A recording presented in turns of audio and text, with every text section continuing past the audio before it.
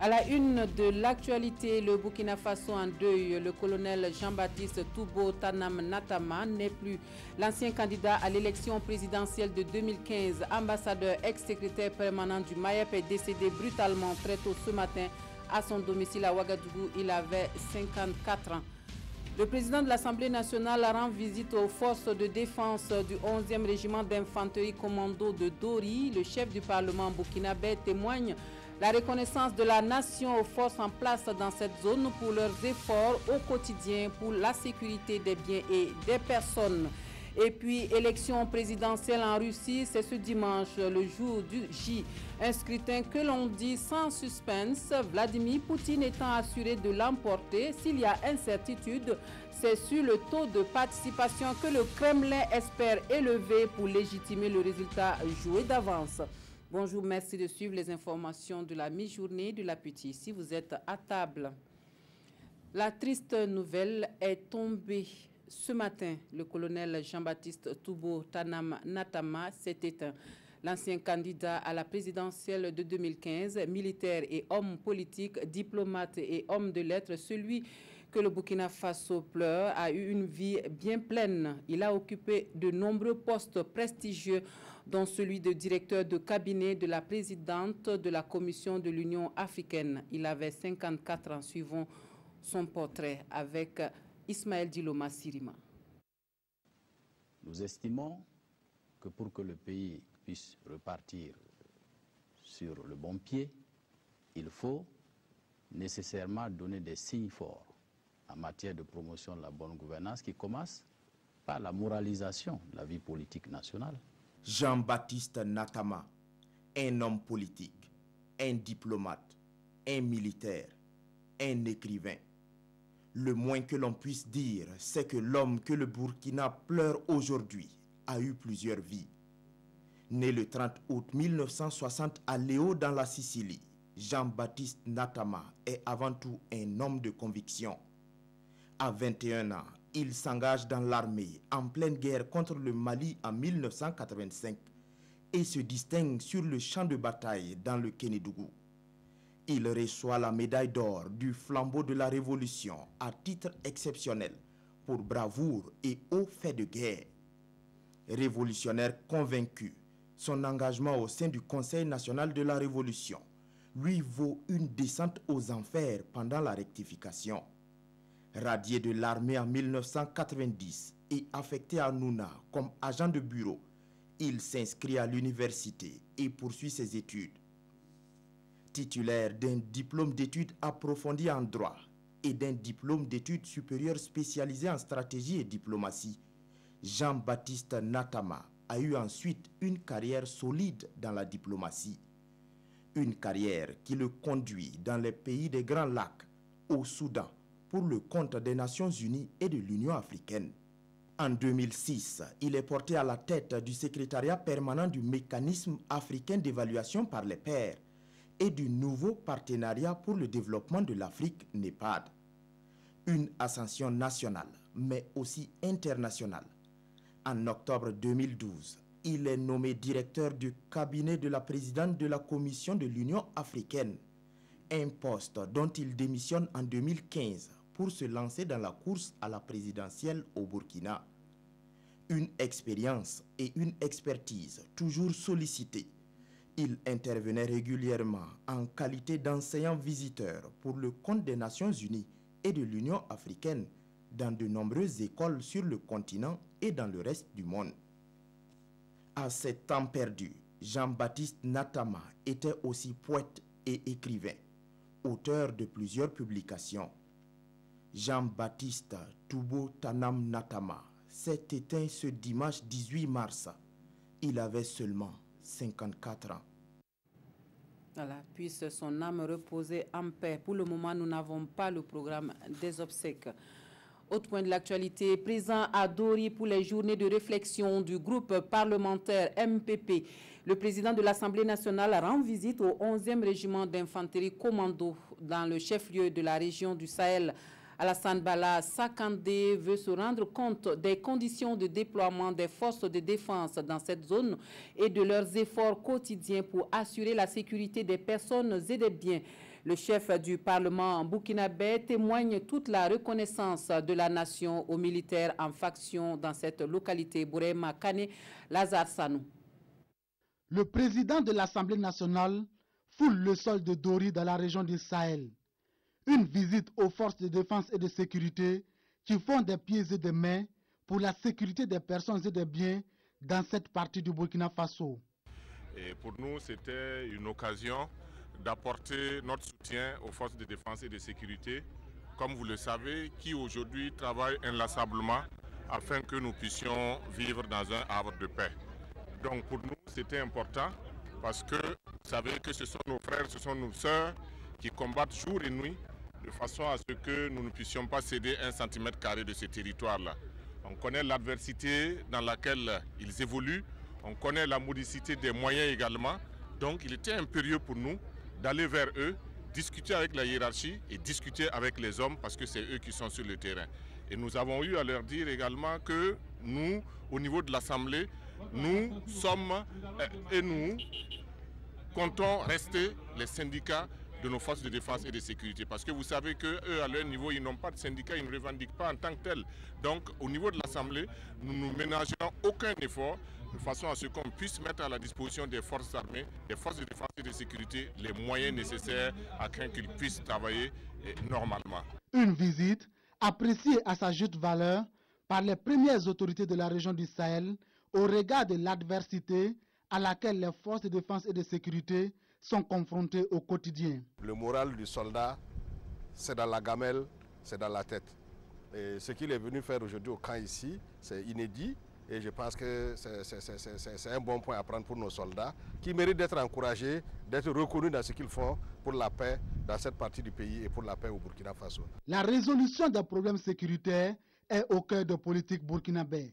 Pour venir à bout de ce fléau, la collaboration entre population et forces de défense et de sécurité est toujours préconisée.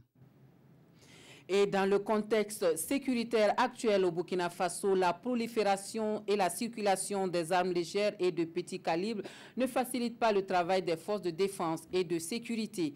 Une campagne de collecte et de marquage et d'enregistrement des armes à feu au Burkina Faso est ainsi lancée à l'Est. La Commission nationale de lutte contre la prolifération des armes légères veut compter sur l'ensemble des populations pour le bon déroulement de l'opération. Amado Seydou Nitiema et Chantal Ouedraogo nous en parlent. Cet exercice de marquage d'armes à feu lance officiellement la campagne de sensibilisation, de collecte et d'enregistrement des armes légères à l'Est. Une opération pour réduire les flux illicites d'armes et contribuer à la lutte contre l'insécurité au Burkina. Nous voulons mieux sécuriser et avoir le contrôle des armes qui circulent au niveau du Burkina Faso. Parce que cela va permettre quoi? Ça va permettre d'avoir une certaine traçabilité de toutes les armes qui sont utilisées dans notre pays. S'il arrivait qu'une arme soit utilisée dans une infraction quelconque, avec la traçabilité qui sera répercutée au niveau des services compétents, on pourra savoir d'où provient cette arme, qui l'a utilisée. Cette zone frontalière avec le Niger, le Bénin et le Togo est en proie à des attaques armées et à la criminalité. En prélude donc à cette opération, un atelier d'information et de sensibilisation a été organisé à l'intention des forces vives de la région. Simplement, les armes que je détiens, c'est quelques armes sont prêtées. Et il y a aussi des armes que nous avons retirées dans les mains des bandits et où j'ai déclaré ça à la gendarmerie. Et j'ai dit à la gendarmerie, je garde ça en attendant et pouvoir m'en servir. Mais dès que vous aurez besoin de ces armes-là, moi je vais vous les apporter.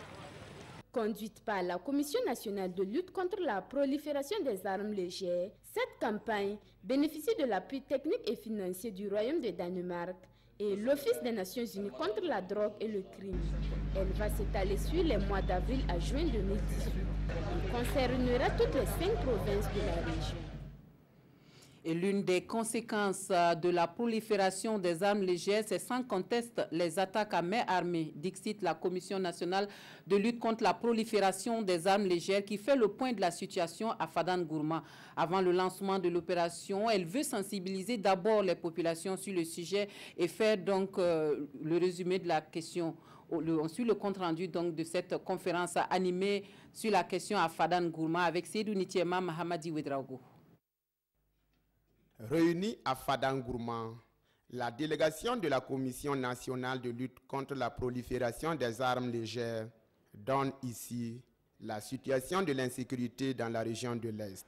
Pour cette commission, la région a été victime de 230 attaques à main armée ces 3 dernières années. Les détentions et la circulation illicite des armes à feu constituent la première cause de cette insécurité, d'où la nécessité d'agir. Combattre ce phénomène exige des actions concertées et coordonnées au plan national, sous-régional et international. Il s'agit particulièrement de procéder à la collecte des armes obsolètes, illicites et ou volontairement remises, contrôler la fabrication artisanale et l'acquisition des armes par les groupes d'autodéfense au Burkina. Les services de sécurité travaillent en synergie avec l'Office des Nations Unies contre la drogue et le crime pour assurer une meilleure prévention de la criminalité et garantir la stabilité du pays. On est en train de travailler sur la sécurisation physique des armes, notamment les armes saisies par les forces de défense et de sécurité, par les hommes de loi. Donc c'est important que ces armes puissent être sécurisées de façon à ne pas retourner dans le circuit criminel et à causer d'autres torts. Troisième pilier, c'est la coopération internationale et l'échange d'informations dans la zone du Sahel pour être beaucoup plus efficace sur le terrain. Cette conférence annonce l'ouverture d'une campagne de sensibilisation,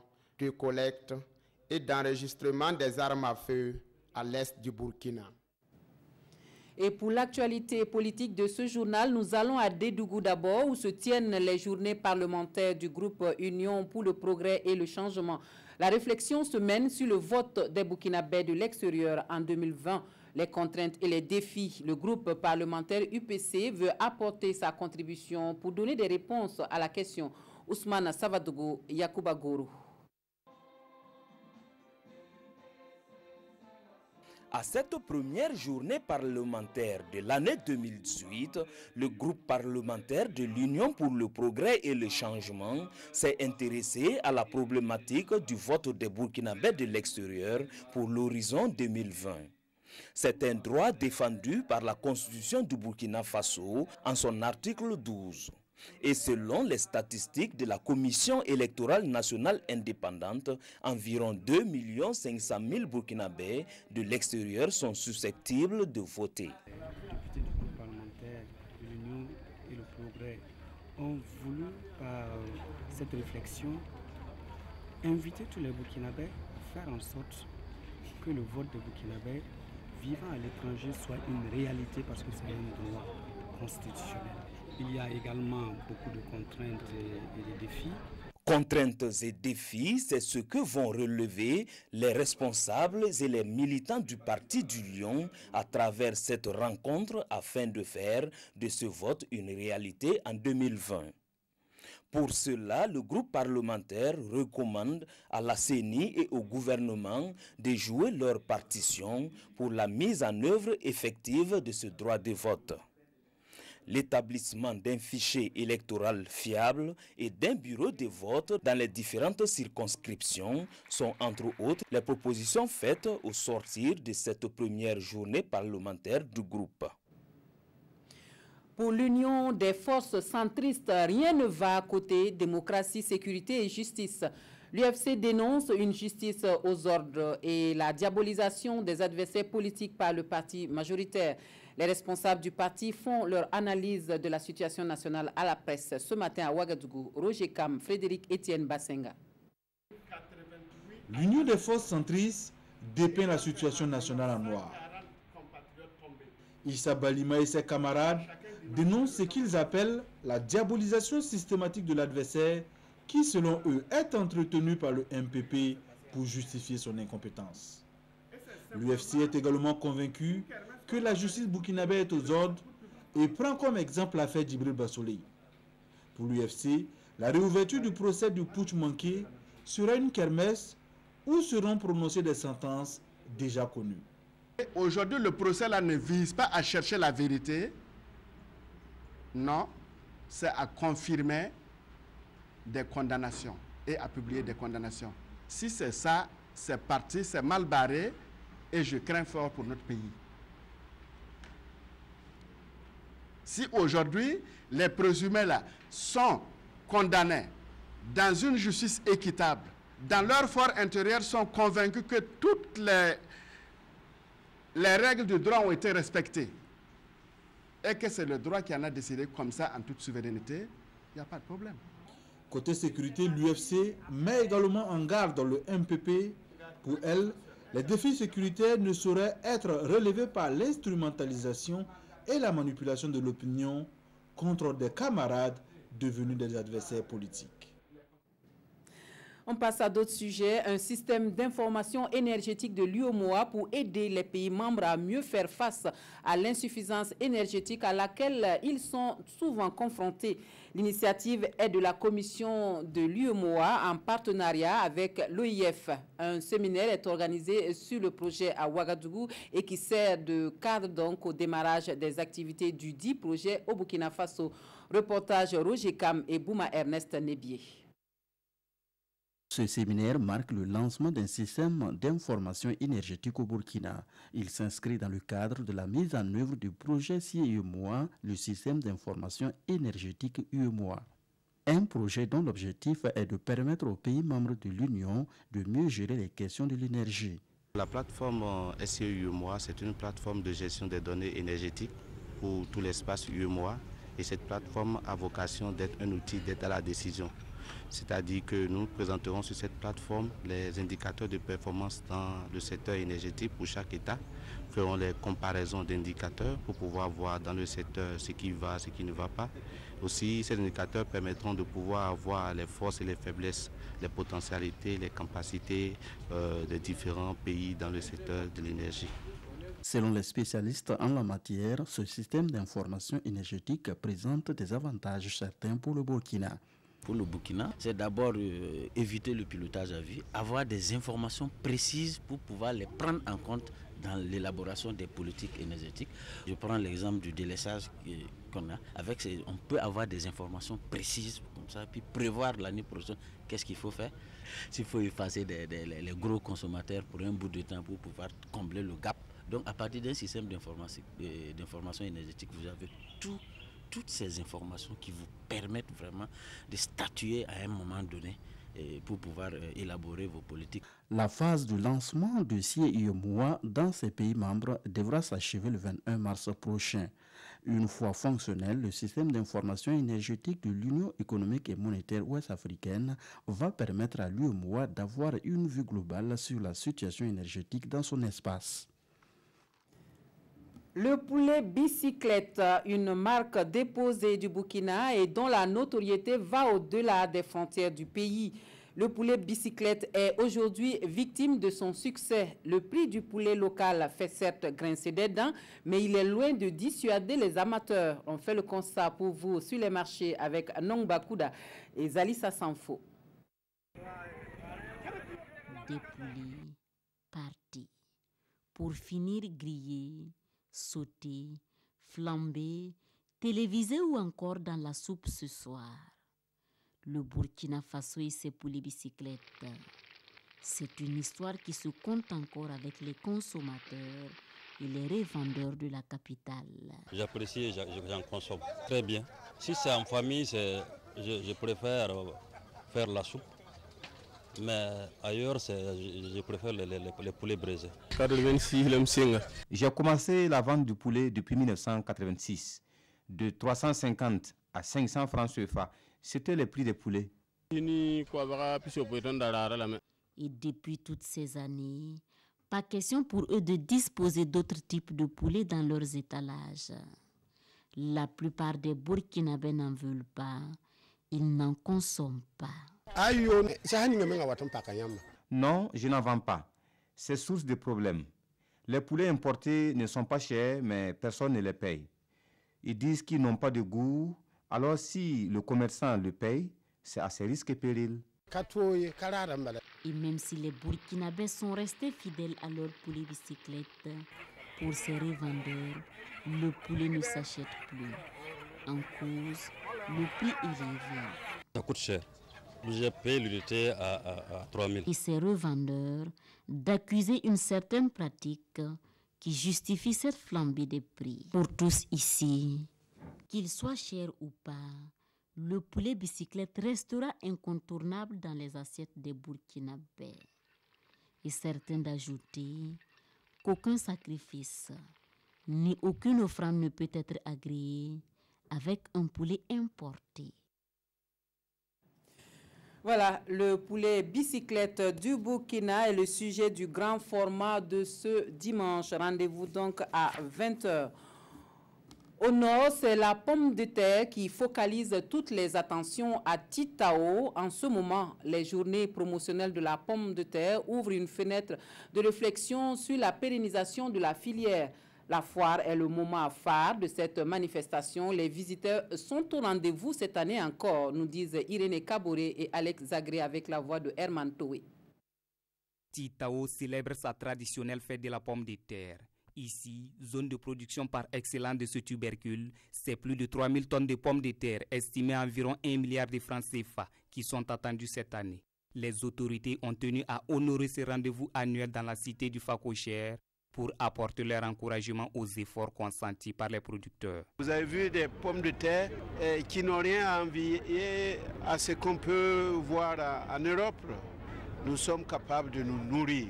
Si nous nous organisons bien, si nous mettons de la volonté à dompter les difficultés, nous serons à même de nourrir nos populations sans avoir besoin d'attendre de l'aide alimentaire du dehors. Pour cette 16e édition, l'accent est mis sur l'organisation des acteurs pour une pérennisation de la filière pomme de terre et cette fête est mise à profit par les autorités pour lancer un appel à une meilleure organisation. Le ministère de l'Agriculture et des Aménagements hydrauliques a pour mission d'accompagner les producteurs dans leur organisation. Donc le fondement sur lequel nous devons faire, c'est d'organiser afin que les uns et les autres puissent mutualiser leurs moyens. Une bonne organisation passe d'abord par un accompagnement du gouvernement et ses producteurs lancent un appel dans ce sens à l'État. Nous rencontrons beaucoup de difficultés dans la production de la pomme de terre. Nous manquons de retenues d'eau et de magasins de stockage. Nous demandons aux autorités de nous venir en aide. La fête de la pomme de terre de Titao est placée sous le thème « Quel mode de production de la pomme de terre et l'organisation des acteurs pour une pérennisation de la filière ». Elle se déroule du 15 au 18 mars. Parlons culture à présent et l'on poursuit la tournée des régions pour prendre les nouvelles des troupes qui se préparent pour le rendez-vous de la Semaine nationale de la culture. La troupe La Fila Bumbu de Urugumanega va représenter le plateau central à la SNC Bobo 2010 et cela pour la 6e fois.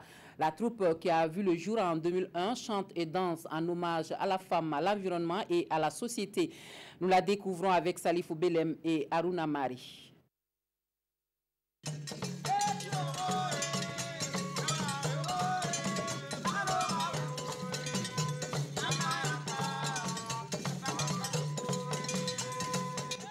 Sur ce podium de fortune, la troupe La Fila Bumbu de Urugumanega déroule sa prestation.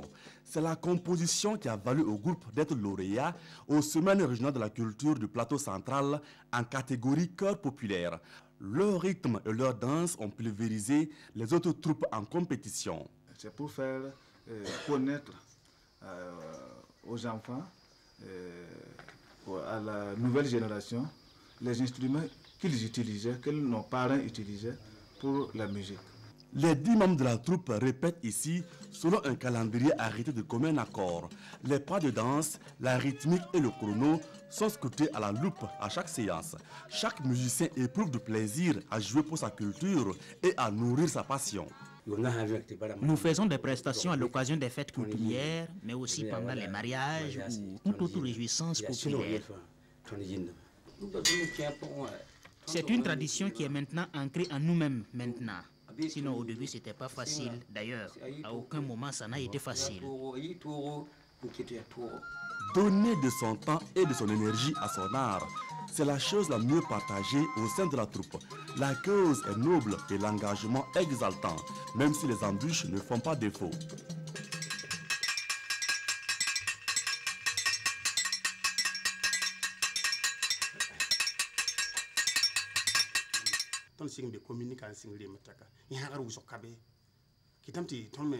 Il nous manque vraiment du soutien. Conséquence, la jeune génération qui nous observe n'est pas prête à s'y engager parce qu'elle trouve que nous ne gagnons rien en retour.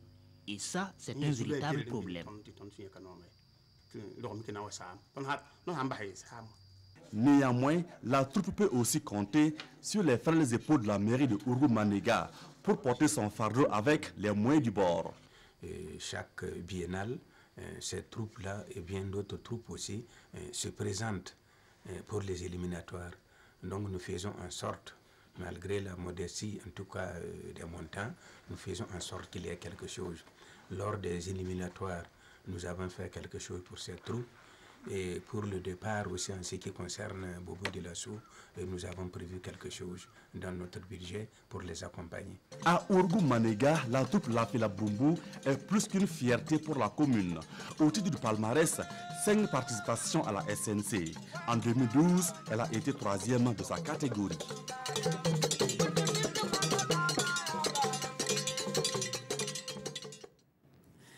La troupe Yéhouteressoudou Baba de Dori fait partie des représentants de la région du Sahel à la 19e SNC. Elle va défendre la culture de la région dans la discipline musique traditionnelle instrumentale. Et pour relever le défi, elle multiplie les séances de répétition à l'approche du grand rendez-vous. Souleymane Kwanda, Ousmane Tientra et Lazare Sanou.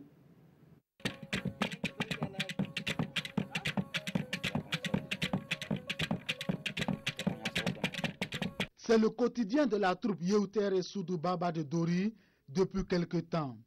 Des séances de répétition à longueur de journée. En ligne de mire, la Semaine nationale de la culture, SNC Bobo 2018.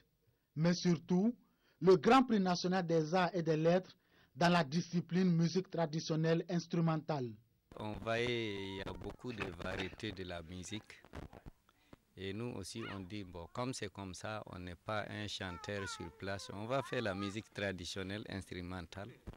Et ça peut aller, puisqu'en dehors de l'arrêté santé, il y a la musique instrumentale aussi. Ça parle quelque chose.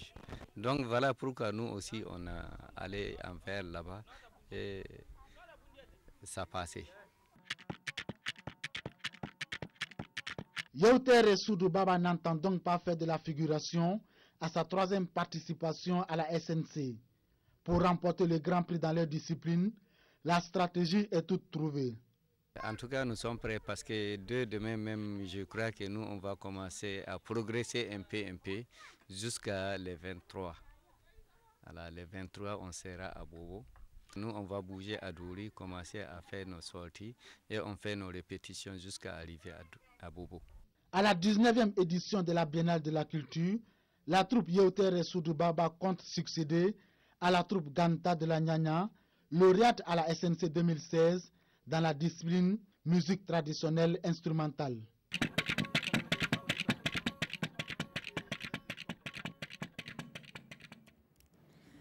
Dans l'actualité hors de chez nous, c'est un scrutin sans grand suspense qui se déroule ce dimanche en Russie. Les électeurs sont dans les urnes pour élire leur président. Vladimir Poutine devrait l'emporter de toute évidence, mais l'incertitude réside dans le taux de participation que le Kremlin voudrait très haut pour légitimer les résultats connus d'avance.